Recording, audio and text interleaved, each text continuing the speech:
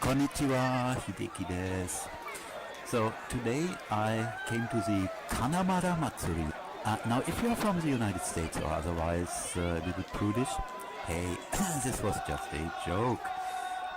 But actually some people may not want to watch this video because Kanamara Matsuri is known as the festival of the steel penis. As you can see here, and we will have to use the P word several times now. But being serious students of Japanology, we have to study all aspects of Japanese culture, if we want to or not. And the Kanamara Matsuri is undoubtedly part of Japanese culture. So first, let's have a look at the name Kanamara. So kane or kana, if it's at the beginning of a word, can mean gold or money or metal in general. And Mara has two meanings. In its strict sense, it means obstacle to Buddhist practice. And the second, more wider meaning is probably the biggest obstacle to Buddhist practice, and it means, oh well, the thingy. So first look at the legend behind the metal penis. So there was this demon with sharp teeth who fell in love with a beautiful woman. But the woman did not return the demon's affection and decided to marry another man. The demon became furious about that and decided to inhabit the woman's he crawled into her private parts. And when the wedding night came, the demon took a big bite of what was coming. Perfect time to say hello to good old Sigmund, ne? Well, the woman was desperate and married a second time, but again, well, we know already, poor fella.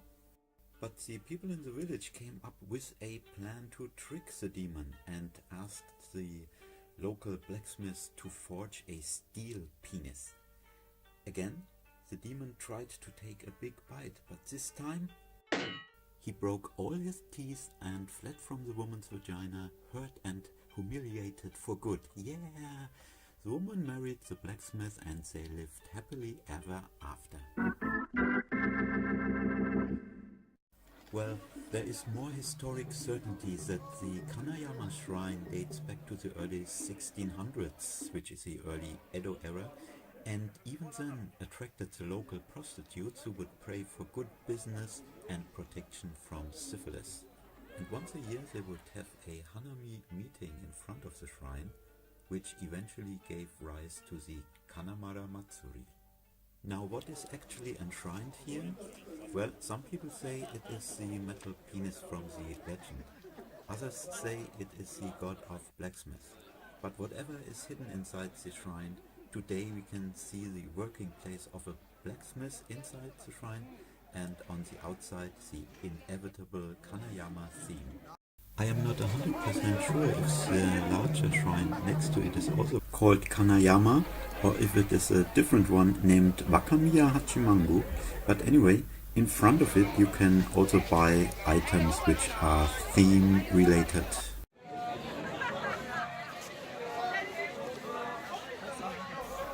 If you want the famous or rather infamous candy, you better come early because they sell out fast.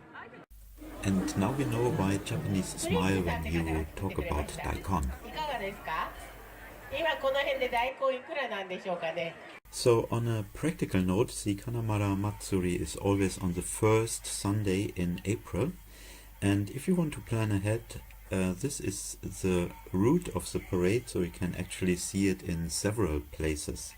The parade takes about 2 hours. And it starts around noon from Kanayama Shrine, which is really close to the station. So you want to go to Kawasaki Daishi Station, not Kawasaki Station.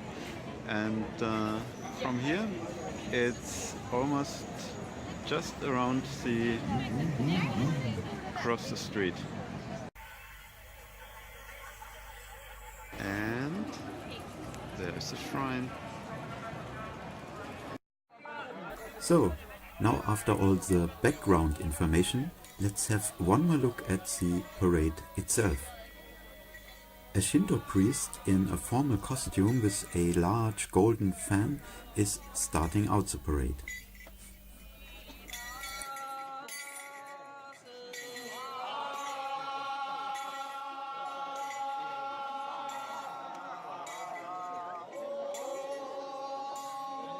Then comes what I think must be the woman from the legend, and directly behind her undoubtedly the demon, followed by a Shinto priest. In between you can buy a blessing for a little fee, and then come the 3 portable shrines called Mikoshi. First comes the Elizabeth Mikoshi, which was donated by the Tokyo Drag Queen Club Elizabeth Kaikan, and it is usually carried by transgender or cross-dressing festival participants, but this year it was just carried on top of a cart. It is probably not a real Mikoshi, but hey, Shinto is liberal and they just let them participate. Next comes the Kanamara Mikoshi, the steel penis ship Mikoshi, which represents the steel penis used by the woman in the legend to dispel the demon. Maybe you can see the base of the Mikoshi, which is shaped like a ship or a boat rather.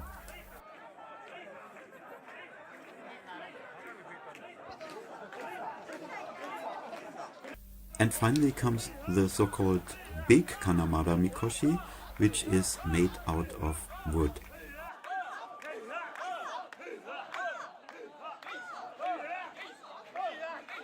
So, if you are a friendly person and in a good mood, do come to the Kanamara Matsuri if you have a chance and enjoy the openness of the festival.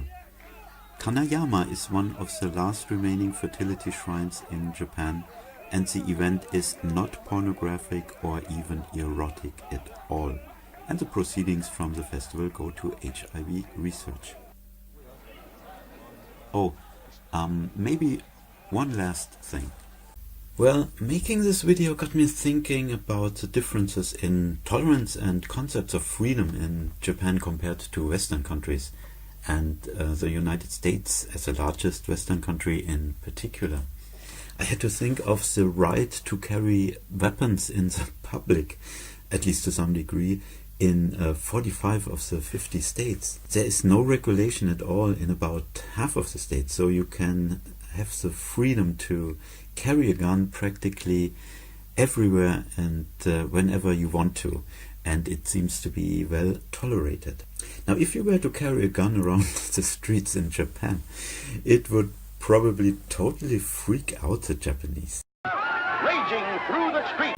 On the other hand, carrying a big penis around the streets would probably have a similar effect in the US. So isn't it really hard to answer a question like, which country is more tolerant, liberal, or has a greater freedom? Well, it's probably for everyone to decide him or herself, but Hideki already made his choice.